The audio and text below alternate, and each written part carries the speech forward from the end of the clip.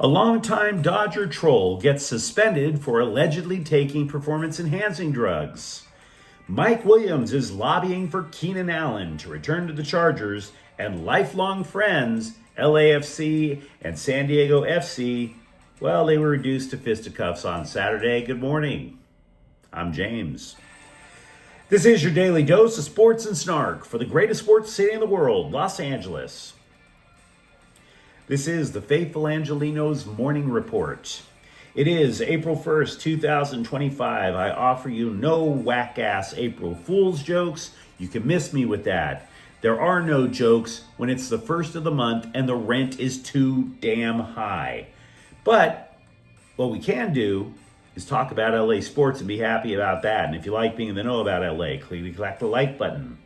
Clickety-clack the subscribe button. There's a notification bell. Hit that. It'll let you know when we drop new content. Sharing is caring. Let people know we exist. And by all means, comment. Let's go through a quick look at the scoreboard.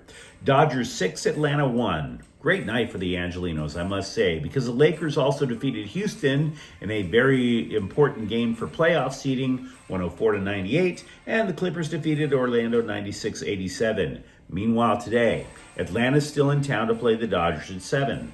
Winnipeg will be at Crypto.com Arena to play the Kings at 7:30, and it's Galaxy Game Day. Tigres is in town to play the Galaxy at 8. It is the quarterfinal of CONCACAF Champions Cup, the first of two legs. What do you say we get to the news? You know, it's good to reacquaint yourself with old friends, isn't it? You know, just haven't seen in a while. How's life? Catch me up. Now, for Dodger fans, they were denied the opportunity to give a big old bear hug to Jurikson Profar last night, the former outfielder for the Slime Diego Padres, who signed with Atlanta in the offseason, you know. And Dodger fans really were looking forward to seeing this guy, because last we saw Profar, he was not giving the Dodgers any credit for eliminating his team in the playoffs. Not giving the Dodgers any credit for rallying from being behind in the playoff series. And this after Profar spent the entire offseason taunting Dodger fans out in left field. And now Profar was about to return with the Atlanta Braves. But he didn't get his chance to say howdy-do to the people out in the left field pavilion because he's been suspended 80 games for violating the performance-enhancing drug policy. Hard to believe that a former teammate of Fernando Tatis Jr. would get caught up in a drug scandal, don't you think? Who would have saw that coming? What a mystery wrapped inside of an enigma. And in a sense, you know, you kind of want to embrace Profar, tell him everything's going to be okay. Because the guy, he's always had a complex. What would how would you describe that complex? Maybe you would call it irrelevant. Yeah, he's had an irrelevancy complex. I mean, let's be honest. All Padres players, indeed every resident of Slime Diego, has an inferiority complex to LA. You may have wondered what might have allegedly caused him to cross the line, right? I mean, could it be that he took Will Smith's fair-minded and, friendly critique a little too seriously? See, Profar got mad about a pitch up and in, and then he started yelling at Smith. Smith said his pitchers would never hit Profar on purpose because, quote, he's kind of irrelevant, unquote. Was that what pushed a guy who before 2024 had a career 238 batting average? Would that possibly have pushed a man to use so much performance-enhancing drugs? I wonder.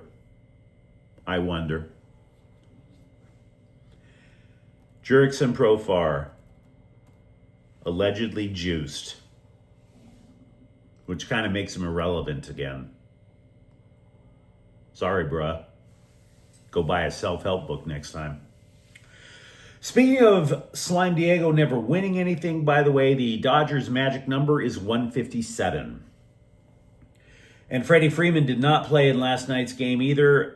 He does not take performance-enhancing drugs. He just has lousy balance in the shower. He fell and had an owie on a surgically repaired ankle. He said he's day-to-day. Meanwhile, with the Chargers, Mike Williams wants to reunite the band, advocating in interviews and on social media for the Chargers to bring back Keenan Allen. Yes, what a way to just reunite everybody. Kind of like the Eagles, where everybody gets together and tries to reignite what happened, like, say, I don't know, decades ago. Now, the Bolts last year purged Allen, who admittedly is one of the franchise's great wide receivers. He may be their greatest, and they've had a number of them, in a desperate attempt to get under the salary cap. They got rid of Allen, they got rid of Williams. Now, he's currently a free agent. Here's the thing. You can get all in your feels about it. Yes, ladies, it is possible once every 2 decades for a guy to get in his feels. But is it a good idea? I mean, Williams, for example, he returned to LA earlier this offseason, and he was absolutely terrible in 2024 with the Jets in Pittsburgh. Meanwhile, Allen used to be a lock for 1,000 yards every single year he was in the powder blue, right? He barely compiled 700 yards with Chicago last year. Now, I will grant you that Allen had a rookie quarterback to work with, but they're still in their 30s, and there's no real Viagra for receiving yards. Now, as for what Jim Harbaugh thinks, all he said when the subject was broached was, "Oh yeah, anything's possible. That would be cool." That's exactly what girls would tell me when I was single and they inevitably gave me the incorrect phone number. So yeah, that doesn't sound too optimistic. I mean, after all, we don't know what Allen is asking for as a free agent. We don't even know what the Chargers are thinking about in the draft. They have multiple picks to go and try and find a receiver. So that would be cool is not exactly a ringing endorsement to bring everybody back. Harbaugh did touch on a number of subjects because he was at an NFL coaching event out in Florida. He chopped it up with the scribes. He affirmed that there is going to be a battle to see who plays center, and that would include last year's starting left guard Zion Johnson, who auditioned as a center in the Senior Bowl for scouts back in 2022. Hi. In other words, he's never played an NFL game as a center. We don't even know if he's played a college game as a center. All he did was just show some scouts how to snap a football. Harbaugh made it sound as if Brad Bozeman, last year's starter, and free agent addition Andre James are both the fallback options. Translation, it's Johnson's gig to lose, which creates a hole at left guard if it turns out that way. Now, Harbaugh said former right guard Trey Pipkins would, quote, probably be the number 1 guy, unquote. The coach also admitted that losing defensive tackle Poona Ford to the Rams, quote, leaves a bruise, unquote. Yep. And that is a bruise that is going to deepen every time it is 3rd and short. Considering how trash the Chargers' run defense was before they had Ford, hell, it might leave a bruise on 1st and 25. I mean, we don't know. But it damn sure could. Yesterday, we were talking about LAFC having an outside shot at joining FIFA's Club World Cup. And man, if they do it, it could be a financial bonanza for the franchise. I realize $10 million doesn't sound like much, but I've noticed reports that say that if you qualify, you could get that much. In MLS, $10 million goes a long way, a long way. But today, well, let's keep LAFC news going. We're going to talk about LAFC fans. Again. Specifically how LAFC fans don't like their new besties down in Slime Diego anymore.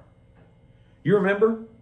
Right at the beginning of the year, expansion side Slime Diego FC defeated the Galaxy, and a number of LAFC supporters were online, and they go with this goofy, the enemy of my enemy is my friend vibe. Oh, the feels. Oh, the camaraderie. Like they were going to just start swapping handmade bracelets.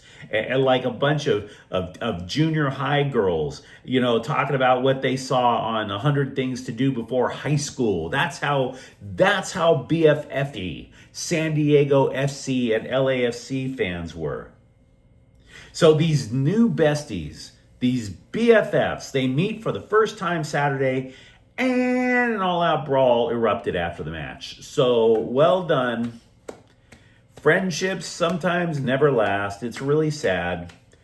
There was this guy, he did not appear to be wearing LAFC gear, by the way, so we'll have to be a little fair about that. He sucker punched a dude who was covered head to toe in San Diego gear from behind. Ran up from behind, sucker punched him in the head. Very macho. Exactly how they teach you to fight. Yep. Knocked the dude straight out, by the way, with the cheap shot. But in the clip, you will see a number of LAFC fans going after Slime Diego fans and vice versa. So let's all shed a tear for friendships gone awry. Now, I will say this. It is hard to believe that the dude who threw out the knockout cheap shot to the San Diego fan, it's hard to believe he too was a San Diego fan. And I suppose we should all softly weep over the loss of friendship, but let's be real, this is predictable. Because I need to bring you guys up on what I said at the end of the first week of MLS. If you are an Angeleno, I know that there's a rivalry between Lakers, Clippers, USC, UCLA, and certainly in El Tráfico. But if you are an Angeleno, you can never make friends with people who chant beat LA. You can't.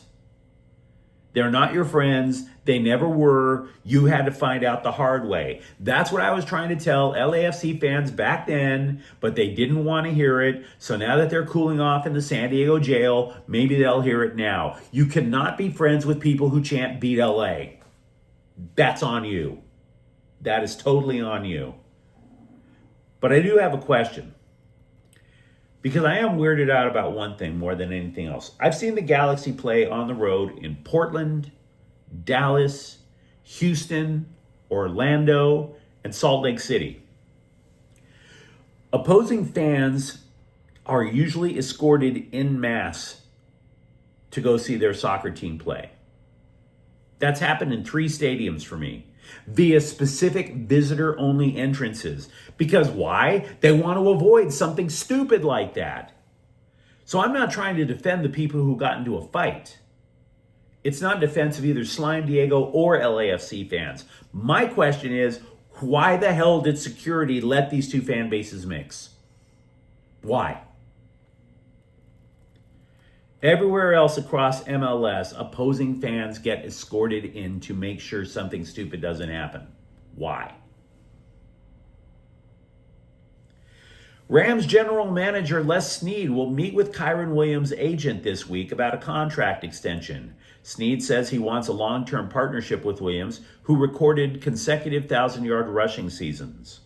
Also, this surprised me a little bit, but Coleman Shelton, a free agent addition, is expected to be the starter at center again.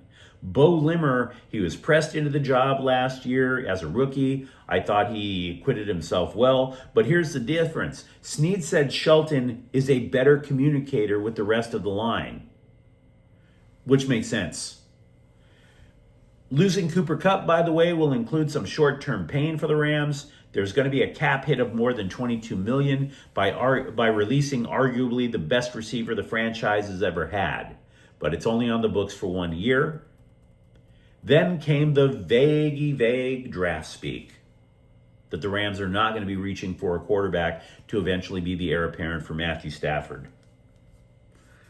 Vague draft speak. You're going to hear a bunch of rumors all the way leading up to the draft.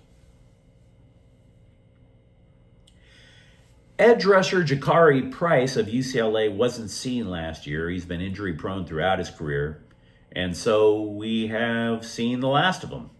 He came out of urgent care just long enough to tell us he's entering the transfer portal. This coming as UCLA opens spring ball today. And I know all that sounds like a cheap shot, but what the hell am I supposed to say? He missed all of 2022. then played special teams in 2023, and then he missed all of last year. So I'm not trying to clown the guy. Hope wherever he winds up, he does just amaze balls. But I had to be reminded he was on the Bruins. And you let me know what you think in the comments thread. Talk to me, for example, about how brokenhearted you are over the tragic story of Jurikson Profar. For that matter, are you okay with the idea of the Chargers reuniting geriatric wide receivers? And if you enjoyed the content, don't forget to subscribe to Faithful Angelenos. We are talking LA sports every single day here. Thank you for watching. I'm James. We'll be back tomorrow. Faithful Angelenos is a Keenan Corte El Queso production. Take care.